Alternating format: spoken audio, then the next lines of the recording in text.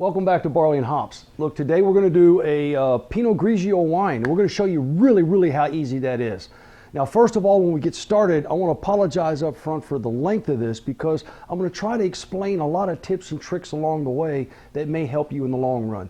Feel free to buzz through this, pick out the points that you think are important, or come back and look at it again, whatever the case may be. But we're going to make a Pinot Grigio wine, and we're going to take this from the beginning all the way to the end, and hopefully we'll run a video on when we do this bottling as well. So I've got my fast ferment because I'm a believer now in the fast ferment. Of course, if you're using buckets at home, ladies and gentlemen, please do the same thing that we do here. The only difference is you're going to use a bucket to primary ferment, then you're going to transfer that by siphoning into a secondary or into a carboy so you can watch it, you can see what happens.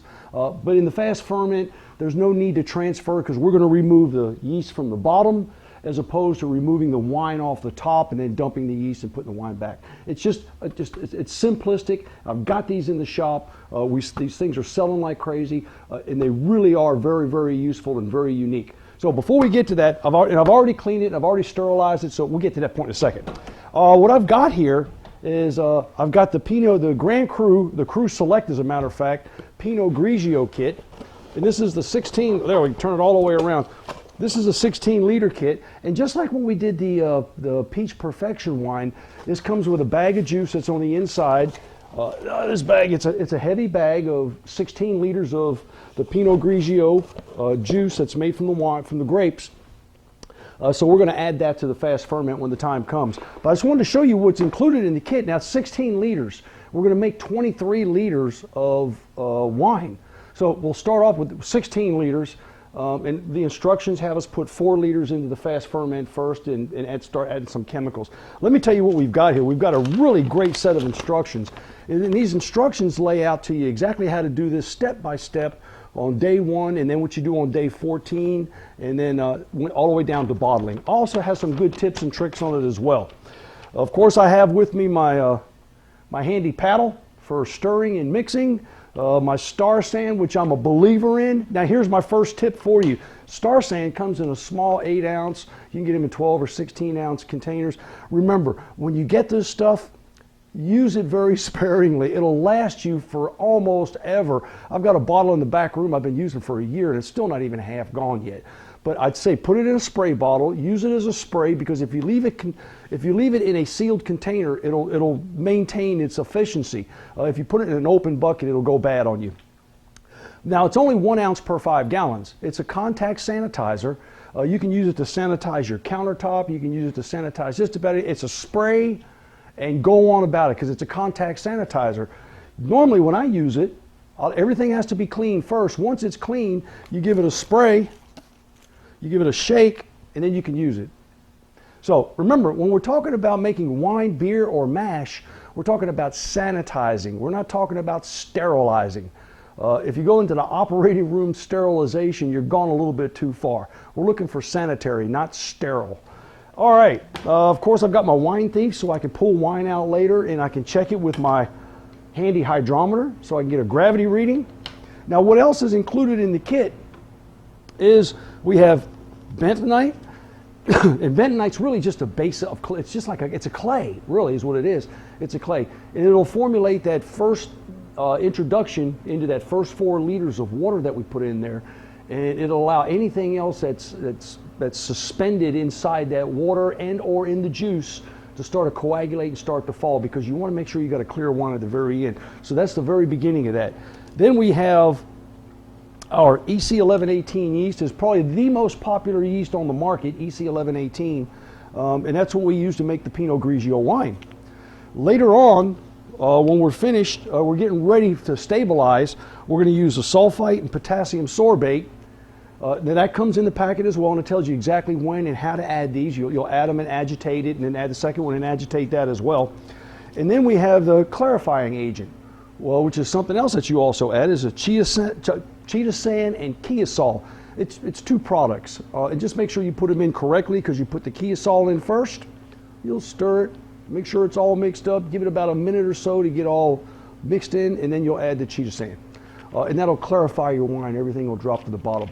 Now, that's what comes included in the kit. There are other things that you can use. We have stuff in the store. Most of your homebrew shop retailers will have clarifying agents that are equally as good, and some are even superior to the ones that are in these kits. But they all work and they all do exactly the same thing, and they cause everything to settle to the bottom, which will come out of the bottom of your ball if you're using the fast ferment, or which will lay in the bottom of your bucket if you're using a bucket, or your carboy if you're using a carboy. In either case. And of course, we've got the sulfite and potassium sorbate. You can use potassium metabisulfite, better known as Camden tablets, or you can use just straight sorbate, which comes in a can or a small bottle as well. But your local retailer can really help you through all of that. So without further ado, we're going to get on with this, because I've got the 16 liter and I've got 3 gallons of. I'm going to use spring water. I'm only using spring water because it's available to me, and I'm figured out what the heck, it's a good option. You can use tap water. You can use distilled water.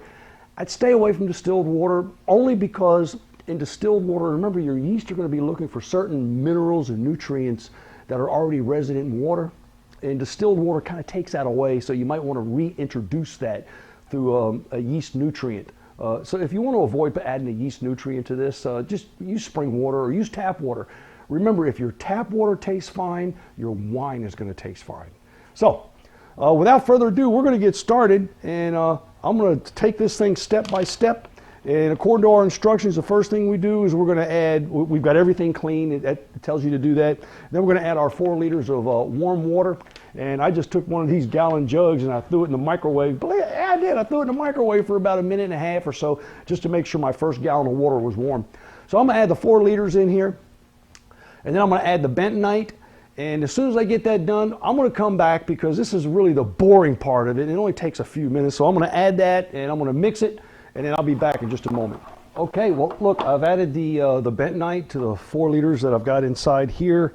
What I'm going to do is I'm going to move this out of the way, and then I'm going to show you that I've got this 16-liter bag, and you'll notice that's a pretty big bag. Now, here's the challenge. Now, you'll also notice that I haven't opened the valve yet. That's probably one of the last things I'll do, and then I'll add the yeast, but we'll get to that in just a moment. A lot of folks will have challenges. See, I put this fast ferment in its stand on a roll-around dolly so that I can move it around the store, and I can display it in different places, so it's easily movable. And a lot of times you'll put these, they come with wall mounts, so you'll just mount it to the wall.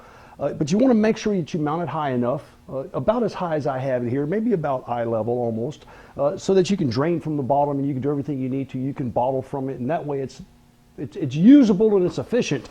But you'll also, even though it's got a 6-inch opening in the top, sometimes it can be a little bit difficult to fill. So here's my options. I can remove this and set it on the floor, fill it, and then pick it up and try to stick it back up there, or I can go the safe route. Let me show you the safe route. You know that I've got this large bag here, that's 16 liters, and that's quite a bit of weight, and that's quite a bit of liquid that I've got to transfer into that. And trying to hold that bag up and put it in there is going to be very difficult. So what I'll do is I've got like a 3-gallon bucket that I've already cleaned and sanitized. So I'm going to open this up and transfer as much of this in here as I can, probably about half of it or so, which makes this a little bit easier to handle. And then I'll introduce that into my fast ferment. And then, of course, I'll introduce this in following that.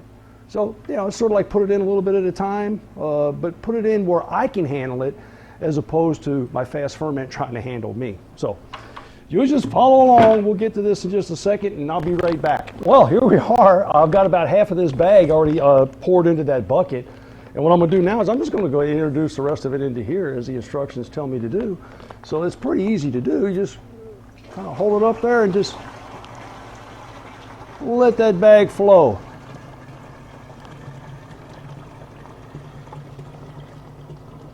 Now we're going to fill this all the way up, and we're going to introduce that bucket of the remainder of the juice in there, as the instructions tell us to do. And there you go, there's an empty bag. And that wasn't so hard to do. Remember, these caps are not screw-on caps, they're pop-off caps. And just take a small knife or a butter knife or something, put it up under the edge, and it'll pop off. It seals really well, it'll hold on there really well, but they do not screw off. They pop off. All right. We'll introduce the last of the wine. Well, hopefully we don't spill it all over the place.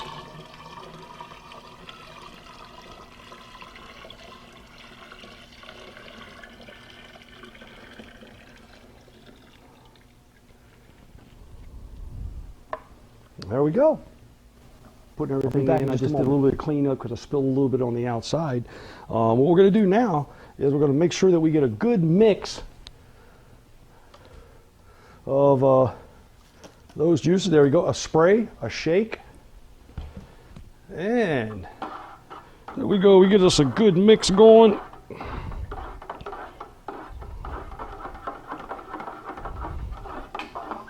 Get everything mixed up.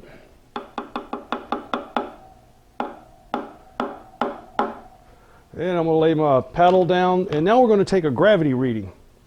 And our gravity reading is going to give us an indicator of how much alcohol by volume that we can potentially get from this.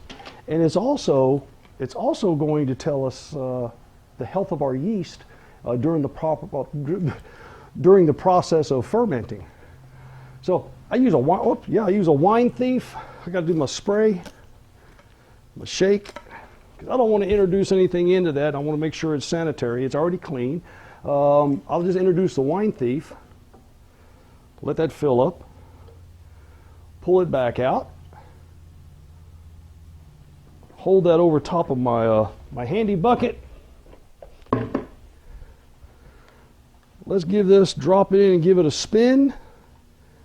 And then we're going to read this. And this is going to be, first of all, I've got the potential of, this is 1.110. 1.110, if you can see that. If you roll it over to the back side of the scale, which sometimes is a whole lot easier to read, this has a potential of 23% alcohol. So what I'm going to do is I'm just going to track this, the fermentation as it goes back down, and I'll subtract the number from the bottom from the larger number, and that'll tell me how much of my alcohol percentage, and that's from that one scale. But I like using the other scale. It's 1.110. So we're going to jot that down. You never reintroduce this back in. You just stick it in your bucket, let it run out. So here we go. Now it's time to write down my beginning gravity, the date and the specific gravity, 1.110. Now we're ready to add the yeast. And this is a real simple process. Don't go crazy over it, but just follow the instructions. It'll tell you that once you get all this set, just pull the top back. I'll check the temperature, and my temperature is right about 78. It'll have to cool down overnight. And I'm going to introduce this yeast by just pouring it on the top, and it actually says do not stir. I'm also a proponent of that. You know, sometimes you could put yeast into a small bucket or into a small container with some of this and get a yeast started. They call that a yeast starter, and then reintroduce it into that, or I can just hydrate the yeast right in here. But this EC1118 is a very, very robust yeast. Okay, last but not least, I'm going to put my lid on. And remember I told you before about the ball at the bottom? Why don't we open the ball at the very beginning? Well, we want to get everything mixed first, you know? And before I put the airlock on, I get this a really good tight seal.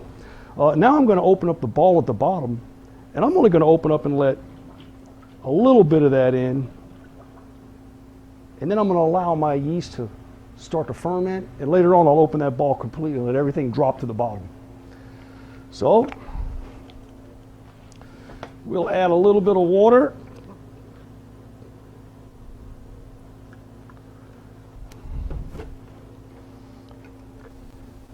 Well, we'll place it. There we have it. We've made 30 bottles of Pinot Grigio, a very, very unique wine. We've added about 1.5 gallons of water to the 16-liter bag. We follow the instructions. We've got the EC1118 yeast that we used.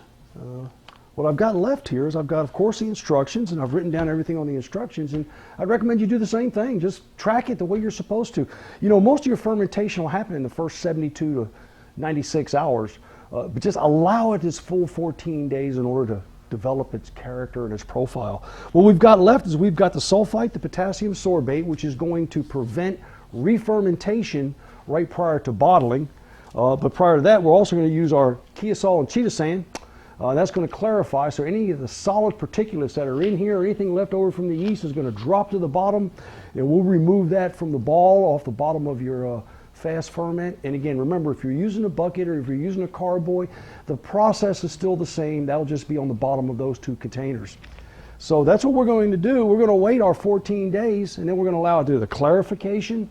Then we're going to, at one point, right prior to bottling, we are going to degas. And so we should talk about that briefly. Degassing is nothing more than removing the suspended CO2 that's already inside the wine. Because wines, if you want it to be a little spritzy, don't degas it. But it's kind of difficult to prevent the re-fermentation if it's got CO2 in there. But if you want a little bit of spritzy, just don't degas it as much. But you degas the wine so that it's not spritzy. And that's as simple as just beating it real hard, heavy with a whip, a paddle, or just get a degassing whip and put it on a drill and run it through there. What'll happen is it'll foam up, it'll go down, it'll foam up, it'll go down, and pretty soon you won't have any more CO2 left inside your wine. So that's all we have for today. We'll see you on the next installment of our video series. So thanks again.